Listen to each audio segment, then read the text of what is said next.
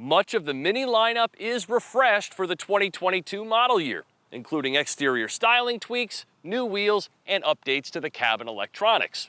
And as a big fan of this current generation Mini, I've always kind of wanted a convertible, preferably a JCW, but this sharp-looking Cooper S would certainly do. It's funny when people try comparing Minis to other cars because it just doesn't work. With Fiat's failed attempt at funky, Mini truly stands alone. And with the backing of BMW, their cars are both premium and fun to drive. But it's not exactly a friendly sales environment right now for small cars. And as such, Mini is struggling to move their 5 models as they await the arrival of a pair of crossovers to bolster their appeal before going fully electric early next decade. Until then, there are still plenty of reasons to give Mini a look if you're the kind of driver who appreciates the tenets of the iconic British brand. Personalization is the name of the game at Mini, and building the one that's just right for you is an exciting endeavor and something that's tough to find elsewhere for under 6 figures. So here I have the Cooper S convertible with the 189 horsepower turbo, decked out in the highest iconic trim level, replete with silver bonnet stripes, and the Mini Yours soft top for an as-tested price of $40,850. Now, there's always some sticker shock with the Minis I test, and this one isn't any different, but a less equipped convertible can be had for under $29,000. Though if you go that route, you'll miss out on this bluish-looking, enigmatic black paint, these 18-inch Mini Yours British spoke two-tone wheels, my personal favorite interior, satellite gray and Chesterfield leather, and this new touchscreen Navigation Plus with wireless Apple CarPlay. Sorry, Android users. This one also comes standard with a heated steering wheel and a new design, heated seats, power folding mirrors, a head-up display, a Harman Kardon premium sound system, and a wind deflector. The one possible rub against this iconic model that favors the base classic trim is that you can't get this one with a stick shift. The 7-speed dual-clutch transmission is standard. But it works particularly well with this 2-liter turbo, with crisp shifts, steering wheel paddles, 3 driving modes, an additional 3 MPGs, and a quicker 0 to 60 time of 6.7 seconds. There are some fun sounds here too, adding to the sporty persona. And with summer use tires clutching the road, snappy steering, and a button-down suspension, this is quintessential Mini motoring. The biggest takeaway from the drive, frankly, is just how stiff it is.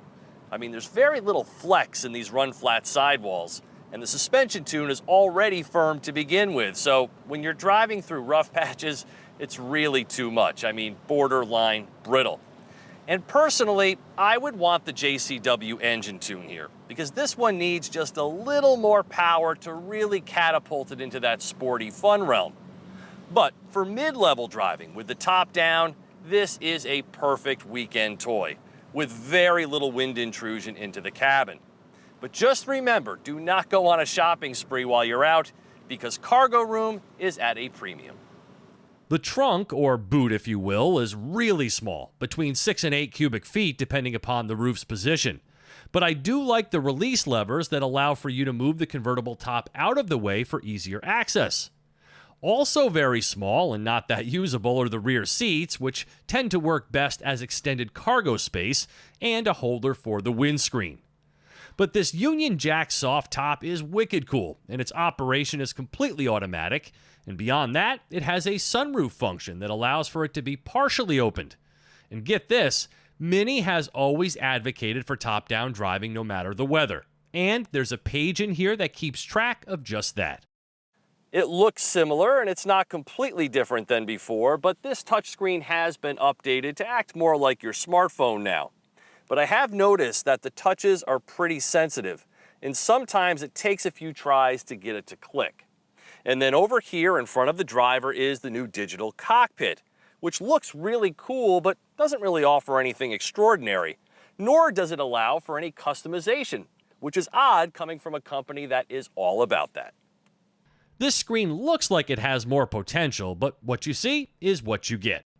But this display, with its unique circular housing and light ring, is good stuff and can also be controlled down here with a knob and some buttons. And then the armrest doubles as a phone holder and charger with a snap-in design, which is very convenient in a cabin that doesn't have any other space for such a thing. But that also means stuff at space is hard to find.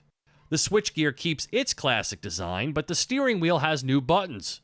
Still no side blind zone alert though, which is hard to believe. And before you think it'd be useless on such a car, think again. With the top down, rearward visibility is very tough. The $750 driver assistance package, which this car doesn't have, includes active cruise control and a parking assistant, but nothing for your blind spots. The new design cues are relatively subtle, but bring an updated appearance all around. The fog lights are gone, and the side scuttles have been freshened. It's still instantly Mini, but it has a slightly tougher, more masculine appeal. The Union Jack taillights and dual exhaust also lend detailed elements that give the Mini a premium touch. I love how this one is spec'd, but if you'd prefer white or black bonnet stripes, different color side mirrors, various interior trims, leather choices, or one of a number of vibrant exterior hues, they're all available. Shoppers can make these little cars their own, and that's a big part of the Mini charm. The turbo's punchy 206 pound-feet of torque and frisky front-wheel drive chassis, combined with 30 mpg and lots of creature comforts, make for a sensible weekend toy that won't take up much space in the garage. Last year, almost 1 in every 5 Minis sold in Germany was a convertible, and it remains a popular choice here in the States and Britain. Because of that, Mini has already announced the convertible will live into their electrified future, with a new model scheduled to be unveiled in 2025. For TestDriveNow.com, I'm Steve Hammis.